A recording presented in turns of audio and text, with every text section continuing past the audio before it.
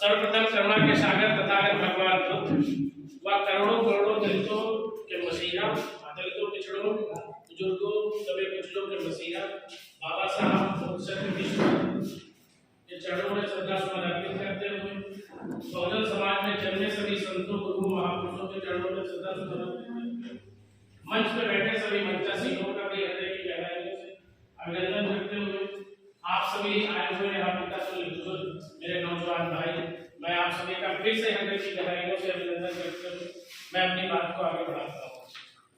तो दोस्तों, जैसा कि आप लोगों को पता है, मैंने अभी एक बात कही थी, आप सब ने जमाने से आप सबको वोट देते चले आए।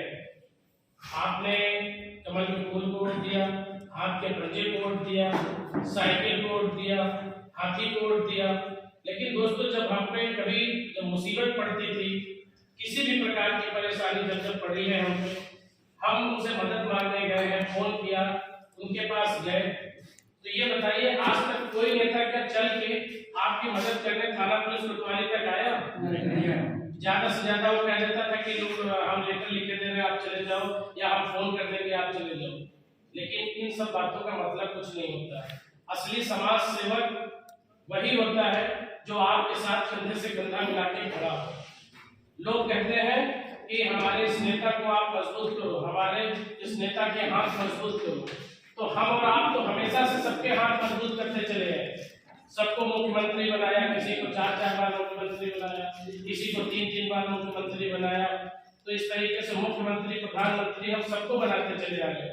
लेकिन जब हमारे इस 85% पे, जब हमारे इस बहुजन समाज पे जब कोई मुसीबत होती है, परेशानी होती है, ये दुख में होता है, कष्ट में होता है, उस समय कोई नेता क्यों मदद करने नहीं आता? ये सोचने वाली बात है। तो ये आप बताइए, कब तक ये लोग हमको तुमको इस्तेमाल करते रहेंगे?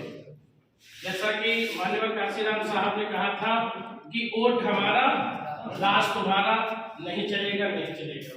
उन्होंने तो ये क्रांति पैदा की थी, लेकिन आज तक हम उस क्रांति को आगे बढ़ा नहीं सकते। तो बढ़ाने का तात्पर्य यही है कि हमको समझना होगा इस बात को कि जब ये वोट हमारा है, जो आज हमारे वोट से ये राजा बन रहे हैं, तो लेकिन हम पे जब मुसीबत पड़ती है तो कोई नहीं आता है। हमारा कोई गरीब भाई मार दिया जाता है, एक्सीडेंट हो जाता है, या उसके साथ कोई दुर्घटना हो जाती है, तो उसको 1 रुपए का मुआवजा नहीं दिया जाता है। बड़े लोगों के यहाँ घटना हो जाती है, बड़ी जाति में घटनाएं हो जाती हैं, उनको करोड़ों रुपया दिया जाता है। अभी एक मनीष गुप्ता हत्याकांड हुआ था 1 साल पहले की बात। कानपुर का व्यापारी था और घटना शायद गोरखपुर में हुई थी। उसके साथ घटना हुई, उसको हमारे प्रदेश के मुखिया माननीय योगी आदित्यनाथ जी ने उसको 40 लाख रुपए की सहायता उसकी पत्नी को दी।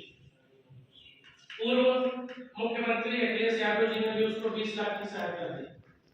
और हमारे जो मौजूदा मुख्यमंत्री थे, उन्होंने उसकी पत्नी को केडीए में अधिकारी की नौकरी दी। केडीए मतलब कानपुर डेवलपमेंट अथॉरिटी में उसको एक अधिकारी A ग्रेड की नौकरी दी। तो ये बताइएगा, जो हमारा कोई भाई एक्सीडेंट में मरता है, मर्डर होता है, घटनाएं होती हैं, तो क्या हमारा हक नहीं है? क्या हम इस देश के निवासी नहीं हैं? वोट लेने के समय तो आप सवाल रखते हैं, तब उस समय आप हमारे हक क्यों नहीं देते हैं? हमारे परिवारजनों को नौकरियां क्यों नहीं दी जाती हैं? हमारे परिवारजनों को आर्थिक सहायता क्यों नहीं दिया जाता? हम लोग तब उस पे जाके अगर जो घटना पे अगर जो बात कर देते हैं, आर्थिक सहायता की मांग कर देते हैं, तो मुकदमे लिख दिए जाते हैं। मेरे ऊपर तो 3 मुकदमे लिखे। बागरमऊ फैसल हत्याकांड हुआ था, एक सब्जी विक्रेता को